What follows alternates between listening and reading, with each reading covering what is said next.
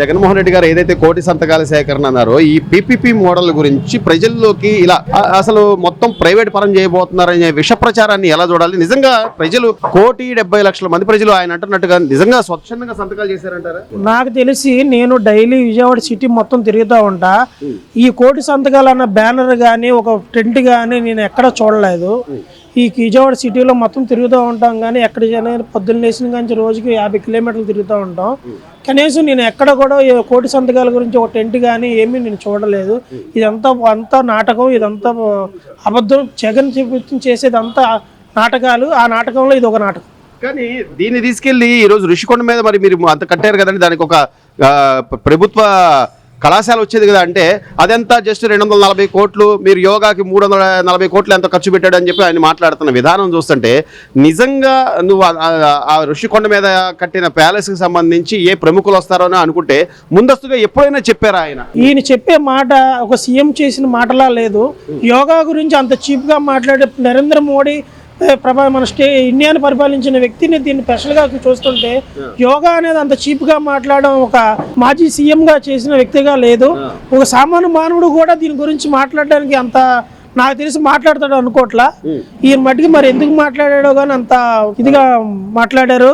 అది కరెక్ట్ కాదని నా అభిప్రాయం. ఇప్పుడు ప్రతి ఒక్కళ్ళు బెదిరించే ధోరణిలో ఉన్నారు ఆయన. అదేమంటే పీపీపీ మోడల్లో ఎవరైతే ముందుకు వస్తారో వాళ్ళు 2 నెలలు అరెస్ట్ చేస్తాం, మేము అధికారంలోకి రాగానే ఒక్కొక్కటి సంగతి తెలుస్తాం, ఒక్కొక్కరిని ఎండబెడతాం. అసలు ఈ వార్నింగ్లు చూస్తుంటే సగం ఆ పరిపాలనలో చేసిందంతా ఇదే. ప్రజల గురించి పట్టించుకోలేదు.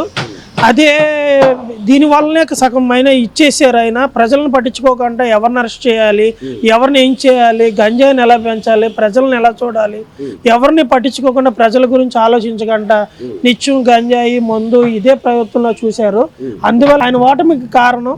ఇంకా చేస్తే అసలు డిపాజిట్లు 11 సీట్లు కూడా కాదు, 1 సీట్ కూడా రాదని నా అభిప్రాయం. ఈ రోజున ఈ 2 ఏళ్లలో ఇచ్చిన హామీలకు తగ్గట్టుగా సంక్షేమ పథకాలు కానివ్వండి, మరోవైపు డెవలప్మెంట్ కానివ్వండి, ఇంకోవైపు యువనాయకుడిగా లోకేష్ గారు 16,000 పైచిలుకు మెగా డిఎస్సి టీచర్ పోస్టులు, మొన్న మధ్య 6,000 పైచిలుకు కానిస్టేబుల్ ఉద్యోగాలు, ఇట్లా వీళ్ళు చేసుకుంటూ పోతుంటే ఏమీ లేదని 1కి 10 సార్లు ఒక అబద్ధాన్ని నిజం చేయాలనుకుంటే ప్రజలు నమ్మేంత అమాయకంగా ఉన్నారంటారా ఈరోజు? ప్రజలు జగన్ అనే వ్యక్తిని చూస్తుంటే నిజంగా అసలు అతని వాస్తవంగా సీఎం మాజీ సీఎంగా అనేది మాటల తీరుకి దేనికి సంబంధం లేదు.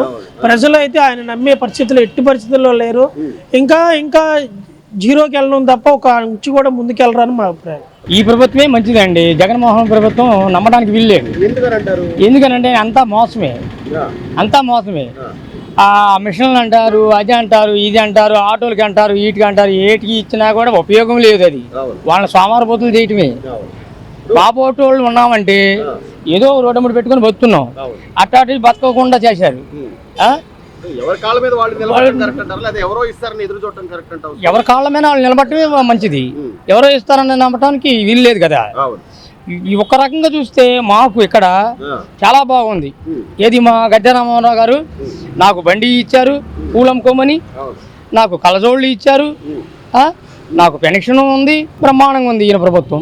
మరి జగన్మోహన్ రెడ్డి గారు ఏమంటాడంటే, నేను ఇది 1 కోటి సంతకాలు సేకరించాను, జనాలంతా కూడా వ్యతిరేకంగా ఉన్నారు, ఏదో హాస్పిటల్స్ అన్ని ప్రైవేట్ వాళ్ళకి దారదత్తం చేయబోతున్నారు అంటాడు.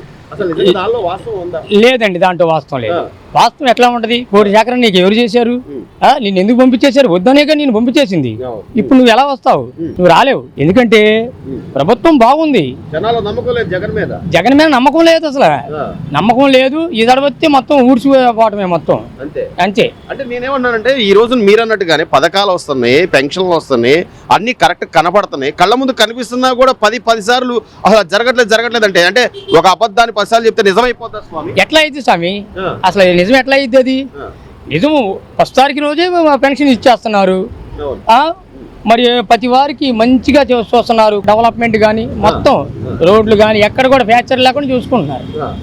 అంత బాగుంది.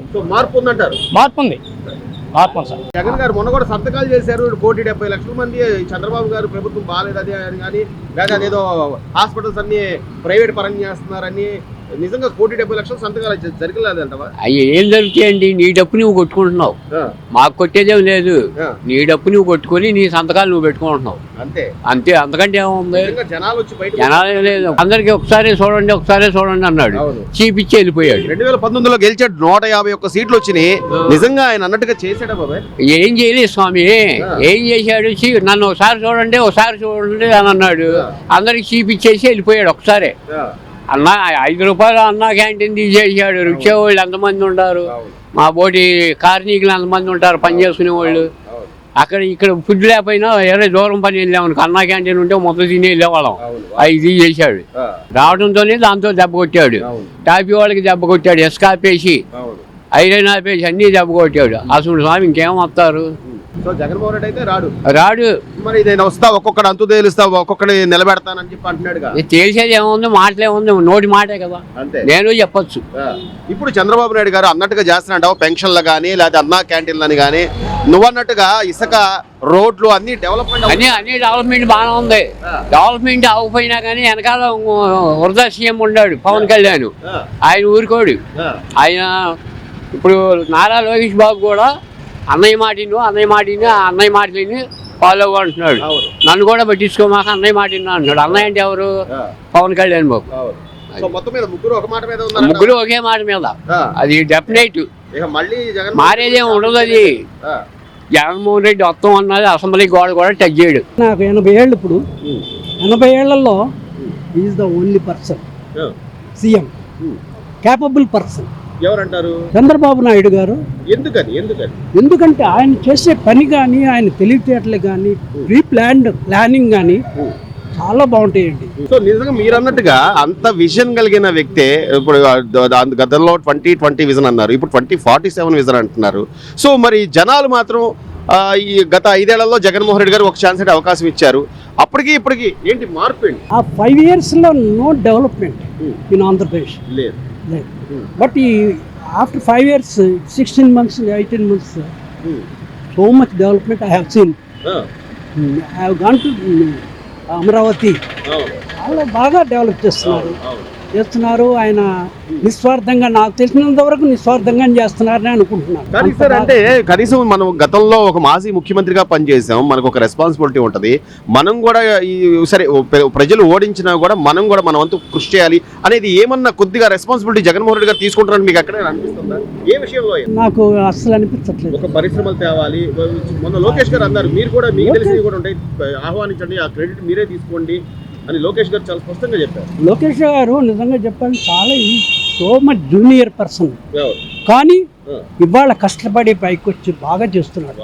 చాలా బాగా చేస్తున్నారు. డెవలప్మెంట్ అనేది చాలా ఎక్కువగా చేస్తున్నారు. చెప్పాలంటే నేను ఊహించిన దానికంటే ఎక్కువ చేస్తున్నారు. ఎడ్యుకేటెడ్ పర్సన్ మీరు దాదాపు మొన్న 16,000 పైచీలకు మెగా డిఎస్సి పోస్టులు కానివ్వండి, 7,000 కానిస్టేబుల్ పోస్టులు కానివ్వండి. సో ఇట్లా గవర్నమెంట్ ఉద్యోగాలు ఇవ్వడం మంచిదే కదా సార్? చాలా మంచిదండి, చాలా మంచి చేస్తున్నారు సార్. నేను చెప్తున్నా కదా, నాకు తెలిసినంత వరకు చాలా డెవలప్ అయ్యాడు, మనిషి డెవలప్ అయ్యాడు, మన ఈ ఆంధ్రప్రదేశ్ డెవలప్ చేస్తున్నాడు. గవర్నమెంట్ అసలు వంక పెట్టడానికి లేదు, అంత బాగా చేస్తున్నారు. అది ఎందుకంటే నాకు తెలిసి, నేను ఎక్స్ ఇంజనీర్, నేను ఎల్సిడి బోర్డులో. పవన్ కళ్యాణ్ గారు కానీ చంద్రబాబు గారు కానీ ఒకే మాట వెళ్తున్నారంట, లేకపోతే జగన్మోహన్ రెడ్డి గారు అన్నట్టు అంతా వాళ్ళు ఏదో ఇబ్బంది పడుతున్నారు? వాళ్ళు ముగ్గురు ఒకే మాట మీద వెళ్తున్నారు. బీజేపీ కానీ జనసేన గారి, ఇది 3 ఒకే పార్టీ మీద వెళ్తున్నారు. ఎలా ఉంది పరిపాలన? ఎలా ఉంది? పరిపాలన బాగుంది. ఏమి లేదంటున్నాడు జగన్మోహన్ రెడ్డి గారు. ఆయన అనుకోండి, మరి ప్రతిపక్షం ఏదో ఒకటి అనకపోతే అవ్వదు కదా, ఏదో ఒకటి అంటుంటారు అంతే. ఈ మధ్య ఏదో సంతకాలు సేకరించాను, అసలు ప్రైవేట్ వాళ్ళందరికీ హాస్పిటల్ దోచిపెట్టబోతున్నాడు. సంతకాలు సేకరించారంటే 1-4 సంతకాలు ఆలే పెట్టేసుకుంటే ఇంకెవరు పెడతారు? ఇప్పుడు ఆ సంతకాలు పెట్టినట్టు ఇక్కడ ఎవరికి తెలియదు.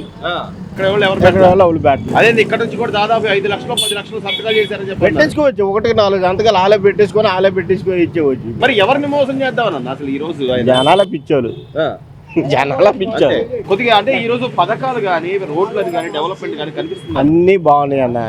ఇప్పుడు పవన్ కళ్యాణ్ ఉంటున్నాడంటే ఆయన సొంత డబ్బులతోటి ఎంతో మందికి ఇల్లు కట్టించాడు, ఎన్నో రోడ్లు వేపించాడు, ఎంతో మంది ఆయన సినిమాలో షూటింగ్ చేసి ఆయన డబ్బులు తెచ్చి పెట్టాడు. ఈ రోజు అధికారంలో ఉన్న వాళ్ళు కానీ, లేకపోతే ఈ కూటమి ప్రభుత్వంలో ఉన్న వాళ్ళు ప్రతిదీ కూడా ప్రజల కోసం పనిచేస్తారంటావా లేదా వాళ్ళ వ్యక్తిగత ఎజెండాతో పనిచేస్తున్నారంటావా? ప్రజల కోసమే పనిచేస్తున్నారు. మరి జగన్ గారు నేను వస్తే ఒక్కొక్కటి సంగతి తెలుస్తే మొత్తం అందరు నిలబెడతా అంటున్నాడు. ఇప్పుడు నువ్వు కొడతానంటే నీకు ఎవరు వేస్తారు? అంతేగా. ఎవరు వేయరు. Please subscribe to Leo News for more videos.